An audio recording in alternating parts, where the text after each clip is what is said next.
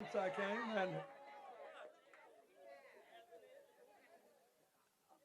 and we can give a little credit to your congressman,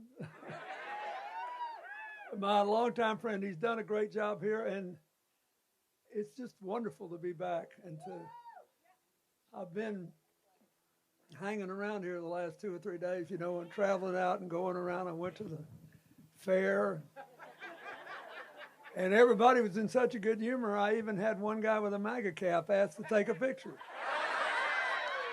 And it made me feel good. I thought maybe there's hope for this country yet. Part of Kamala Harris's new way forward is that we're going to have more us and fewer them. This us and them thing is eating us alive. And so when the guy asked for a picture, I said, come on up here, man. Who knows, maybe I can infect him before election day. Meanwhile, we got a race to win. And I want to thank another man, native of Columbus, who was for a while the longest serving member of any state legislature anywhere in America, Calvin Smyre, who's from Columbus. He's over there. He's been with me. I want to thank Congresswoman Nikema Williams, your state chair, and a great friend of many of my friends. Thank you, Representative Carolyn Hoy. Thank you, Representative Teddy Reese. And thanks to all the local campaign people here. I've had the best time the last 2 days. I got to go to the state fair, which I thought was pretty cool. And I didn't get it. You should be proud of me. I didn't eat one. I got one and gave it to somebody younger with a higher metabolism.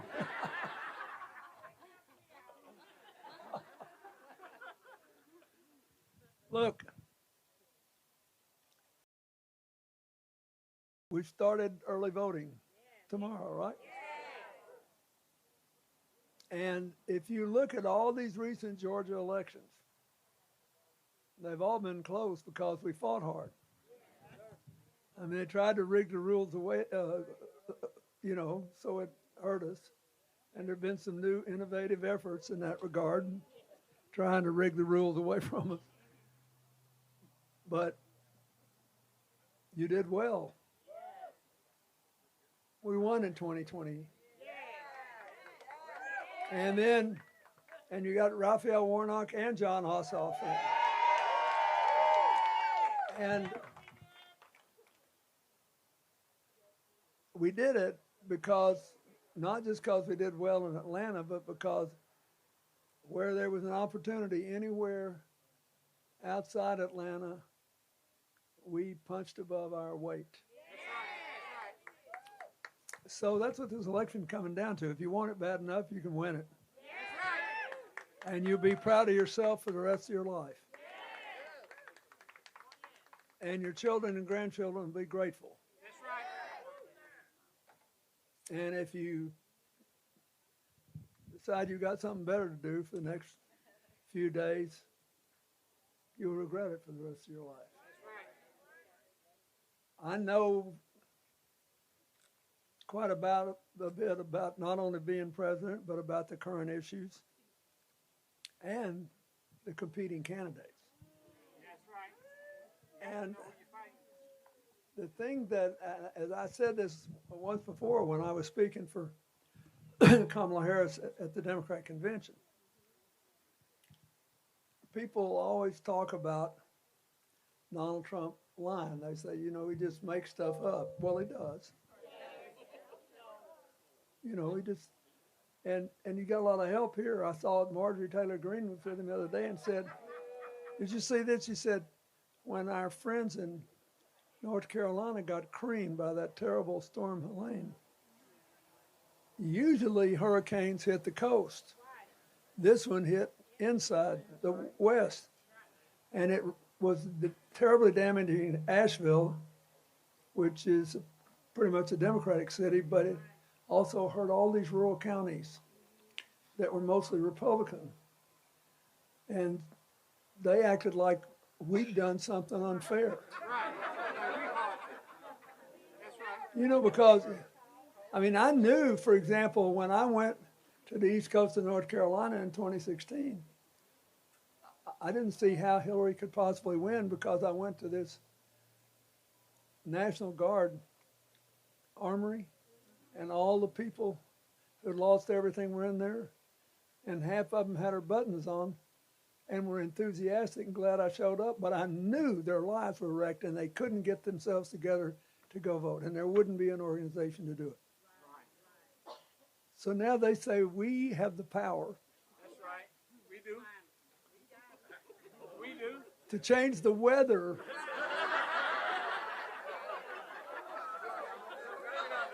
Man, I'll tell you something, folks. I love being in politics, and I love public service. But if I had had the power to change the weather, I'd have been in a different line of work. There you go. And, you know, I would have underwritten this entire campaign if that had happened. We're having a good time, but we need to be serious here. They're big stakes. And the thing that bothers me more about the opposition campaign, even than any lies, are all the ayes. That's right. That's right. Sun came out today. I did it.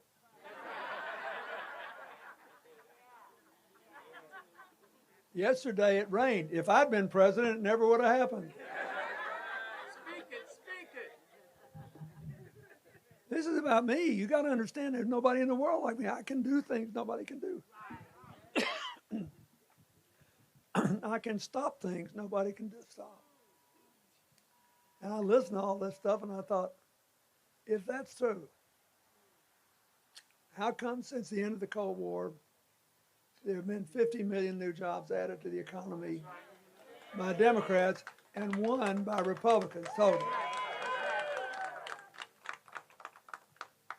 And we are about to finish the 4-year period that will produce the most new jobs of any 4-year period in the history of the United States. Now,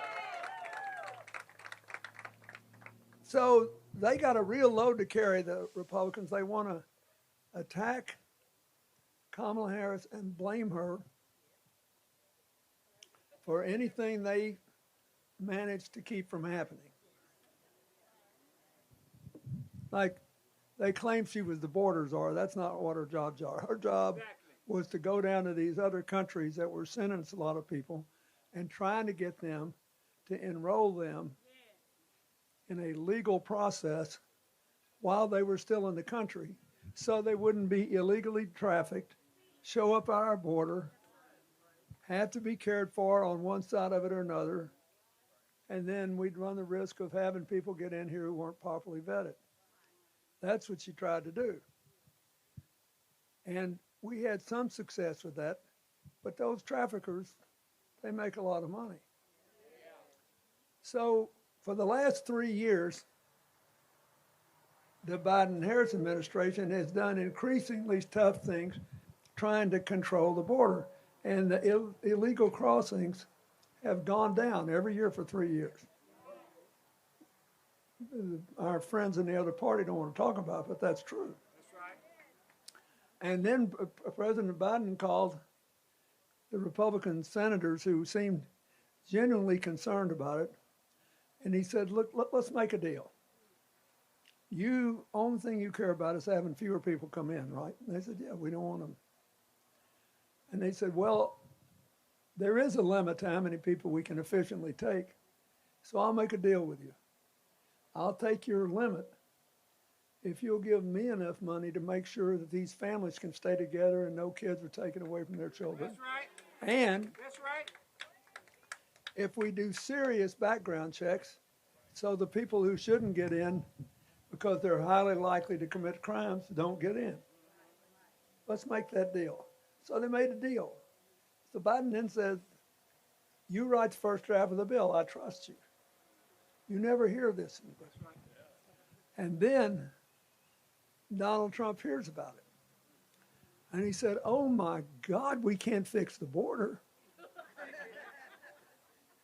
What am I going to do for TV ads? That's right. Who am I going to demonize every day? I don't get into politics to solve problems. I get in it to create problems and blame other people for doing it. He learned from his great mentor, Roy Cohn, who helped Senator Joe McCarthy. Deny everything and accuse other people of doing what you're doing. That's right. That's exactly So there it was on a silver platter, a new direction to manage an immigration crisis in a tough time where there's all this upheaval all over the world, where there are border problems all over the world, where millions of people are trying to escape the misery they're in. And other people are saying, well, I want to do what I can and take what I can, but maybe there's a limit to how much we can do. In other words, I don't think Americans are anti-immigration, they're anti-chaos, right? They don't want us to do more than we can, but they recognize, at least most people do, we got the lowest birth rate we've had in well over 100 years. We're not at replacement level, which means we got to have somebody come here if we want to keep growing the economy. Unless one of you is one of these artificial intelligence geniuses and figured out how we can all grow with no work, which I'm not sure would be good for us. I think, it helps us a little to get up and go to work every day. So what you've got is a clear choice. Kamala Harris has offered a credible, compelling economic program. There was a huge number of economists, more or less evenly divided by philosophy, that reviewed these programs. And basically, her program would help more than twice as many Americans as Trump would, because they give too much money, as they always do, to high-income people. That's right. Like me, I'm on the bottom end, and Elon Musk is on the top end of high-income people. And I don't need a tax cut, and I sure don't want them to eliminate the Department of Education or cut spending to kids or do all these things that 2025 report said. So, but their program would not help nearly as many people, but it costs more than twice as much money. Because one of the reasons they exist and live is I just can't wait until we get to Congress and the White House again, so we can give billionaires another tax cut. The poor darlings, they need some incentive. They need some incentive to invest. Well, let me tell you something. I've got a few friends who made $1 billion. They worked for it. They earned it.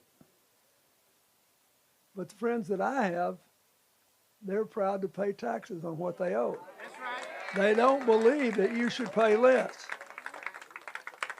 And they believe they live in a country that should give all the kids a chance to become what they did. Not a millionaire, maybe just a poor millionaire. Not maybe a musician, maybe a carpenter, maybe a whatever. They should have a chance. So Kamala Harris and Tim Walz, they want to make it possible for many more jobs to be open for people who've had skills training, who didn't get a college degree but have skills training. Republicans don't give a rip about that. They want to make it easier for people to go to college and stay there. They want to make it easier for people to repay their debts, because they want us all to have a chance to live the way people who feel successful and fulfilled have lived. And So you just got to decide how bad you want this. We want it bad. You got to decide. Mr. Johnson, you look good in your T-shirt. So I think that's all I need to say. I have loved being here. I've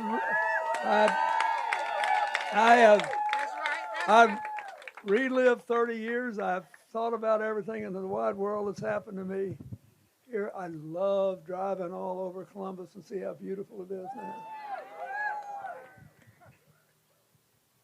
But you have to realize it is literally possible that the whole election could be decided here. That's right. It is possible. Yes, it is. There are 7 states where the election is too close to call. We could win them all. And we could lose them all. And it depends on want to. And, you know, the Supreme Court has had a lot of terrible rulings since the last election. And they've been able to make it easier for states that agree with them to make it harder for people to vote. But not impossible. That's right. And Georgia has more experience than almost any other state in climbing those barriers and breaching them.